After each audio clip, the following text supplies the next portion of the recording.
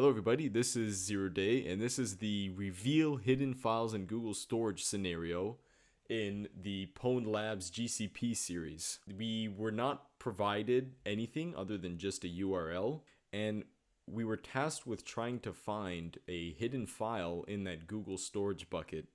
It was hosted on a web application that was serving some image files from that bucket, but there was also a sensitive backup zip file that was encrypted with a weak password. So we were able to download that backup file and then decrypt it using John the Ripper. So let's jump right into it. So other than the URL, we weren't really given much other information, just some sort of fake information about what the company is, and that's pretty much it. So we know that we need to find some hidden file in a Google storage bucket. Let's go in and see what we can find. So let's just copy this URL and we'll paste it right here. So we see some sort of website here. What if we just click on home, about us? Doesn't really seem to do anything. Seems like it's just some sort of static website. So something that's quite interesting are these images. In a lot of web applications, you have these images being served in storage buckets, whether it's in AWS, GCP, or Azure. We are dealing with GCP here.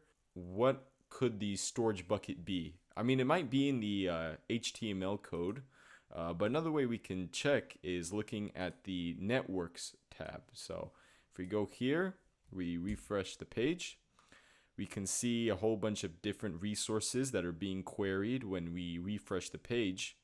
One of them is this retail1.jpg and retail2.jpg, which is coming from a bucket called it-storage-bucket.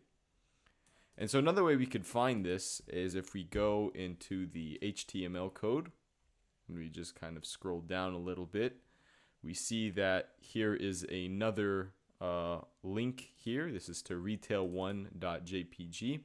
But anyways, let's copy this and paste it here. So we can, in fact, access this JPG image, and that makes sense because it is right here. So let's see if we can look at all the images of the website. We get an access denied error because we are some anonymous user. We don't have any permissions on the bucket. Let's see if we can just look at the root directory of the bucket, and we cannot. But it is possible that there are files being served in the bucket that are not private, kind of like this image file right here. This is a public object in a private bucket.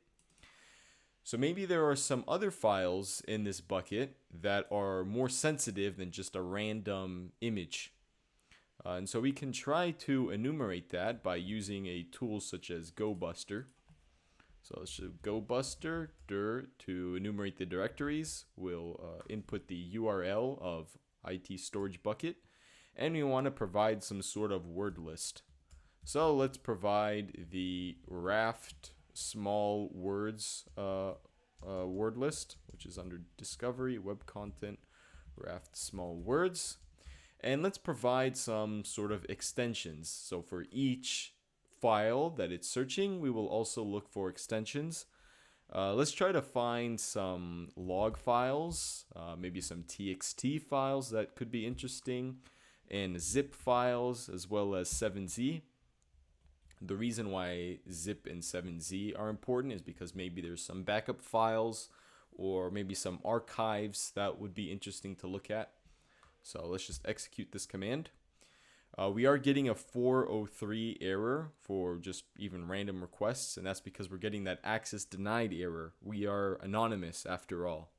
So let's just blacklist 403 and 404 because we don't care if there's no file that's found. And so that will just run and do its thing. So, oh, and it already found a file right here called backup.7z. So let's see what this is. So curl this bucket right here and backup.7z, and let's output it to a file called backup.7z. So here we have the backup file. It is, see it in a human readable format, 22 kilobytes.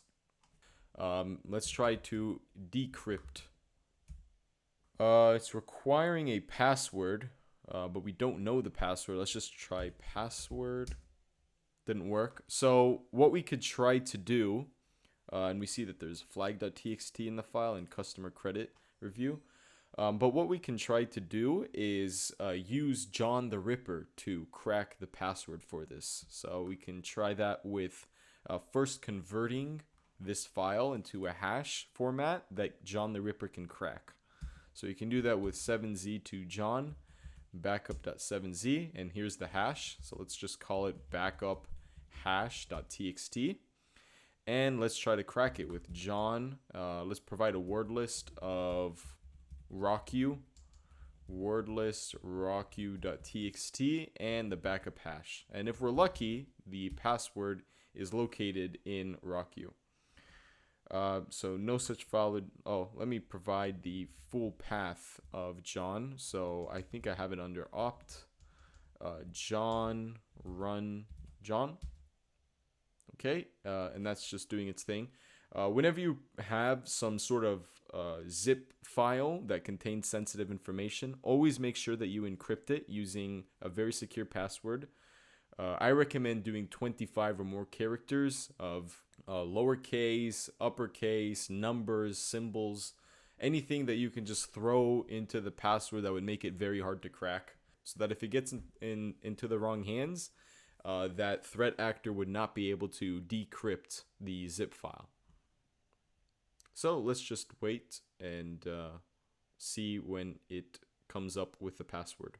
So after some time, the password actually is in the rocku file. We have balance here.